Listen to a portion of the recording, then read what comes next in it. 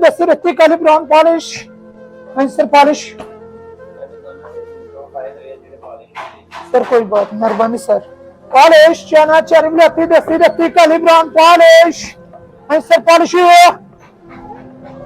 मेरे मजदूर ते मेरी लत कट्टी हुई ते मेरे मजबूर हाँ ते मेरी मदद करो. ये मैं गल नहीं करंदा जी. मैं विसाखियां दे आसरे ते आ विसाखियां जी ठीक हो गया जी. मेरी विसाखियां ते इन्हां विसाखियां ते मैं दुकान ते जाके मेहनत मजदूरी कर. मैं मेहनत मजदूर बच्चा सीगा. मैं अलहमदुलिल्लाह हक हलाल दी कमा के खांदा सीगा ठीक है. ते मैनू पिछू डंग मारे सी ते मेरी लत खराब हो गई ते कालिश हो गई ते हड्डी गल गई. ਉਹਦੀ ਵਜ੍ਹਾ ਤੋਂ ਸਰ ਮੇਰੀ ਲੱਤ ਕੱਟਣੀ ਪੈ ਗਈ. ਅੱਜ ਐਸੇ ਸ਼ਖਸ ਨਾਲ ਤੁਹਾਡੀ ਮੁਲਾਕਾਤ ਕਰਵਾਉਣ ਜਾ ਰਹੇ ਹਾਂ ਜਿਹਦੀ ਬਹੁਤ ਹੀ ਜਵਾਨੀ ਦੇ ਵਿੱਚ ਲੱਤ ਕੱਟੀ ਗਈ. ਘਰ ਨੂੰ ਮੁਸ਼ਕਲਾਂ ਔਰ ਮੁਸੀਬਤਾਂ ਨੇ ਘੇਰ ਲਿਆ ਲੇਕਿਨ ਫਿਰ ਵੀ ਇਸ ਸ਼ਖਸ ਨੇ ਹਿੰਮਤ ਨਾ ਹਾਰੀ ਬਲਕਿ ਮਿਹਨਤ ਕਰਕੇ ਆਪਣੀ ਕਮਾਈ ਦਾ ਇੱਕ ਜ਼ਰੀਆ ਬਣਾਇਆ ਜੋ ਕਿ ਬੂਟ ਪਾਲਿਸ਼ ਕਰ ਰਹੇ ਨੇ.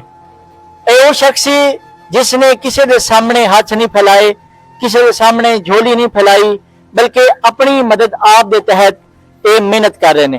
तो इन्हों जानने कि इन्हों की जी लत किस तरह कटी गई और ये वाकया किस तरह होया और ये इसका किस तरह सामना कर रहे हैं. जी अस्सलाम वालेकुम. वालेकुम सलाम सर. सर गल मेरी मैं मेहनत मजदूर बच्चा सीगा. मैं अलहमदुलिल्लाह हक हलाल दी कमा के खांदा सीगा ठीक है. तो मैनू पिछू डंग मारे सी ते मेरी लत खराब हो गई ते कालिश हो गई ते हड्डी गल गई. ਉਹਦੀ ਵਜ੍ਹਾ ਤੋਂ ਸਰ ਮੇਰੀ ਲੱਤ ਕੱਟਣੀ ਪੈ ਗਈ. ਜ਼ਿੰਮੇਵਾਰੀ ਮੇਰੇ ਤੇ ਆ ਗਈ ਤੇ ਮੈਂ ਸਰ ਬੜੀ ਦੇਰ ਸੋਚਿਆ ਮਗਰ ਕਿਸੇ ਦੇ ਹੱਥ ਨਹੀਂ ਫੈਲਾਇਆ ਕਿਉਂਕਿ ਹੱਥ ਫੈਲਾਣਾ ਬੜੀ ਬੁਰੀ ਬਾਤ ਹੈ ਠੀਕ ਹੈ. ਤੇ ਮੈਂ ਆਪਣੇ ਆਪ ਨੂੰ ਦਿਲ ਨੂੰ ਮਜ਼ਬੂਤ ਕੀਤਾ ਤੇ ਮੈਂ ਸਰ ਜੁੱਤੀਆਂ ਪਾਲਿਸ਼ਾਂ ਕਰਨੀਆਂ ਸ਼ੁਰੂ ਕਰ ਦਿੱਤੀਆਂ. ਅਲਹਮਦੁਲਿल्लाह मैं दुकानों ਤੇ ਜਾਣਾ ਮਾਰਕੀਟ ਜਾਣਾ ਜਿੱਥੇ ਵੀ ਜਾਣਾ ਪਾਲਿਸ਼ਾਂ ਕਰਕੇ ਤੇ ਆਪਣੀ ਮਜ਼ਦੂਰੀ ਕਰਕੇ ਤੇ ਬੱਚਿਆਂ ਦਾ ਪੇਟ ਪਾਲ ਰਿਹਾ.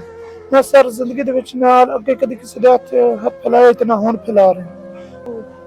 इन्हां दी वालदा नूं भी फाले जे, इन्हां दी सिस्टर यानी बहन नूं भी फाले जे और इन्हां दे घर दे विच होर कोई ऐसा शख्स नहीं जो कमाई कर सके या रोजगार हासिल करके घर वालियां दी मदद कर सके.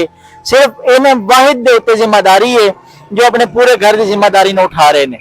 मगर मेरी वालदा नूं तकरीबन 3-4 साल तो फाले जे ठीक है जी. वो मजदूर हो गई उस तो बाद ਉਹਦੇ ਗਮ ਦੇ ਵਿੱਚ ਮੇਰੀ ਸਿਸਟਰ ਨੂੰ ਮਸਲਨ ਕਿ ਮੇਰੀ ਪਰੇਸ਼ਾਨੀ ਮੇਰੀ ਵਾਲਦਾ ਦੀ ਪਰੇਸ਼ਾਨੀ ਉਹਨੇ ਟੈਨਸ਼ਨ ਲਈ ਉਹਨੇ ਫਾਲਜ ਹੋ ਗਈ ਤੇ ਸਰ ਉਹਦਾ ਇੱਕ ਛੋਟਾ ਜਿਹਾ ਬੱਚਾ ਠੀਕ ਹੈ ਜੀ ਉਹਦੀ ਵੀ ਹੈ ਉਹ ਮਸਲਨ ਕਿ ਜਿਹੜਾ ਉਹਦੇ ਕੰਮ ਸ਼ਰੀਫ ਉਹ ਵੀ ਛੋੜ ਛਾੜ ਗਿਆ ਤੇ ਮੈਂ ਫਿਰ ਸਾਰੀ ਜ਼ਿੰਮੇਵਾਰੀ ਮੇਰੇ ਤੇ ਆ ਗਈ ਤੇ ਉਹਨਾਂ ਦਾ ਵੀ ਮੈਂ ਕਰ ਰਿਹਾ ਆਪਣੀ ਮਾਮਾ ਦਾ ਹੀ ਕਰ ਰਿਹਾ ਤੇ ਉਹਨਾਂ ਦੀ ਮੈਡੀਸਨ ਜੋ ਵੀ ਹੈ ਉਹ ਮੈਂ ਕਰ ਰਿਹਾ. मैं करता सिर्फ जूती पॉलिश करके तुसी ये सारी उन्हां दी मदद कर रहे हो. बिल्कुल इसी तरीके से यानी तुसी उन्हां दा सहारा बने हो सिर्फ ए काम करके मेहनत करके. जी मेहनत मजदूरी ही है ਤੁਹਾਡੇ ਸਾਹਮਣੇ ਜਿਹੜੀ ਮੈਂ ਕਰ ਰਿਹਾ ਠੀਕ ਹੋ ਗਿਆ ਤੇ ਇਹਨਾਂ ਦੇ ਵਿੱਚ ਮੈਂ ਉਹਨਾਂ ਦੀ ਮੈਡੀਸਨ ਨਹੀਂ ਕਰਨਾ ਆਪਣੀ ਵੀ ਕਰਨਾ ਤੇ ਘਰ ਦਾ ਸਾਰਾ ਸਰਕਟ ਮੇਰੇ ਸਿਰ ਤੇ ਜੀ ਜ਼ਿੰਮੇਵਾਰ ਮੈਂ ਹਾਂ ਕਰਦਾ.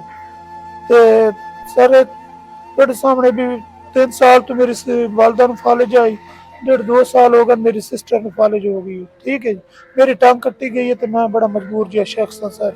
तो मेरा काम ये सर जुतियां पालिश करना भी मैं इतने बाजार फिरना कली दुकान ते जाना बंदियां नूं पालिशां पुछना कोई मैनूं मंगण तू खैरात देंदा तो मैं खैरात कदे नहीं ली और ना ही मैं जिंदगी च खैरात लैनी है ना ही किसी दे अगे हथ फैलाया. अगर हथ फैलाया तो मैं उस परवरदिगार दे अगू फैलाया तो वो मेरी मदद कर रही. अलहमदुलिल्लाह मेरा एक छोटा भाई हो मेरे साथ छोड़ गया ठीक है जी. ਤੇ ਅੱਲਾ ਦੇ ਕਰਮ ਨਾਲ ਫਿਰ ਵੀ ਉਹਨਾਂ ਨੂੰ ਕੋਈ ਸ਼ਾਇਦ ਜ਼ਰੂਰਤ ਪੈਂਦੀ ਤਾਂ ਮੈਂ ਕਰ ਦੇਣਾ ਮਗਰ ਅਲਹਮਦੁਲਿल्लाह ਅੱਲਾ ਦੀ ਬਹਿਤ ਸ਼ੁਕਰ ਅਦਾ ਕਰਨਾ ਮੈਂ ਇਕੱਲਾ ਹੋ ਕੇ ਤੇ ਮੈਂ 3-4 ਜੀਆਂ ਨੂੰ ਸੰਭਾਲੀ ਖੜਾ. ਮੇਰੀ ਬਿਮਾਰ ਵੀ ਹੈ ਮਰੀਜ਼ ਵੀ ਹੈ ਮੈਂ ਵੀ ਮਰੀਜ਼ ਹਾਂ ਮੇਰੀ ਲੱਤ ਕੱਟੀ ਹੋਈ ਹੈ ਸਰ ਤੇ ਜੋ ਵੀ ਨਿਜ਼ਾਮ ਚਲਾ ਰਿਹਾ ਮੈਂ ਚਲਾ ਰਿਹਾ. ਅਗਰ ਮੈਨੂੰ ਭਾਈ ਦਾ ਕੋਈ ਥੋੜਾ ਬਹੁਤਾ ਸਾਥ ਹੁੰਦਾ ਤਾਂ ਸ਼ਾਇਦ ਮੈਂ ਕੋਈ ਹੋਰ ਕਦਮ ਉਠਾਉਣ ਦੀ ਕੋਸ਼ਿਸ਼ ਕਰਾਂ. मैं मर जावांगा मगर किसी दे हाथ नहीं फैलावांगा क्योंकि साडे पाक मोहम्मद मुस्तफा ने फरमाया कि मांगना भी बड़ा सख्त गुनाह है ठीक है. अगर खैरात वाले पता चल जाए खैरात अपनी कितनी सख्त सवाब है तो वो सवाब मगर मैं किसी दे हाथ नहीं फैलाना चाहता. मैं अपनी मेहनत करके अपने पैरों पर खुद खड़ा होना चाहता क्योंकि मेहनत ना किसी मंगण की आदत है तो ना ही आप किसी को मंगना ना ही कोई ऐसी कोई गल करे भी खैरात देने की कोशिश करे.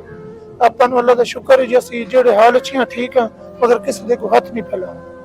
ਅਕਸਰ ਬਾਜ਼ਾਰ ਜਾਈਦਾ ਨਾ ਤਾਂ ਲੋਕ ਸਾਨੂੰ ਕਿ ਇਹ ਸਮਝ ਲੈਂਦੇ ਨੇ ਵੀ ਇਹ ਮੰਗਣ ਵਾਲੇ ਮਗਰ ਸਰ ਅਗਲੇ ਬੰਦੇ ਨੂੰ ਅਸੀਂ ਦੱਸ ਦਿੰਦੇ ਆ ਵੀ ਸਰ ਅਸੀਂ ਮਿਹਨਤ ਕਰਨ ਵਾਲੇ, ਅਸੀਂ ਮੰਗਣ ਵਾਲੇ ਨਹੀਂ ਆ।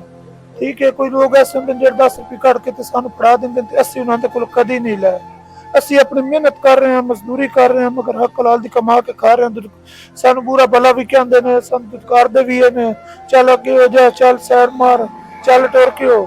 ਮਗਰ ਉਹਨਾਂ ਲੋਕਾਂ ਵਾਸਤੇ ਸਰ ਸਾਡੇ ਦਿਲ 'ਚ ਦੁਆ ਨਿਕਲਦੀ ਕਿ ਚਲੋ ਅੱਜ ਸਾਨੂੰ ਦੁਤਕਾਰ ਹੈ, ਅੱਲਾਹ ਪਾਕ ਇਹਨਾਂ ਨੂੰ ਖੁਸ਼ ਰੱਖੇ। ਜਦੋਂ ਸਾਡੇ ਨਾਲ ਜਿਹੜੀ ਮੁਸੀਬਤ ਪਰੇਸ਼ਾਨੀ ਆਈ ਹੈ ਉਹ ਸਾਡਾ ਅੱਲਾਹ ਜਾਣੇ ਤੇ ਅਸਾਂ ਜਾਣੇ।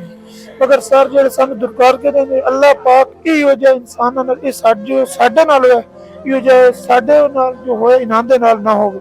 ਇਹਨਾਂ ਦਾ ਵੀ ਅੱਲਾਹ ਵਾਰਿਸ ਹੈ ਤੇ ਸਾਡਾ ਵੀ ਅੱਲਾਹ ਵਾਰਿਸ ਹੈ। ਮਗਰ ਅਲਹਮਦੁਲਿਲਾ ਕੋਈ ਬੰਦਾ ਕਹਿ ਦੇਵੇ ਅਸੀਂ ਕਿਸੇ ਦੇ ਅੱਗੇ ਹੱਥ ਫੈਲਾਇਆ ਤੇ ਅਲਹਮਦੁਲਿਲਾ ਉਹ ਆ ਕੇ ਸਾਡਾ ਹੱਥ ਹਿਲਾ ਦੇਵੇ। ਅਸੀਂ ਮੰਗਣਾ ਨਹੀਂ, ਅਸੀਂ ਨਾ ਹੀ ਕਿਸੇ ਤੋਂ ਮੰਗਿਆ ਪਰ ਨਾ ਹੀ ਕਿਸੇ ਤੋਂ ਮੰਗਾਂਗੇ। ਅਸੀਂ ਆਪਣੀ ਮਿਹਨਤ ਕਰਾਂਗੇ ਔਰ ਮਿਹਨਤ ਦਾ ਹੱਕ ਹਲਾਲ ਦੀ ਕਰਕੇ ਖਾਵਾਂਗੇ। ਜੇ ਅਗਰ ਕੋਈ ਸਮਝਦਾ ਹੈ ਵੀ ਅਸੀਂ ਮੰਗਣ ਵਾਲੇ ਹਾਂ तो ਉਹਦੀ बहुत बड़ी इस तरह की परेशानी भूल करेंदा भी भूल जाता भी मंगण वाले। असि मेहनती हैं पर अल्हम्दुलिल्लाह मेहनत करांगे और मेहनत का फल सानू अल्लाह देगा।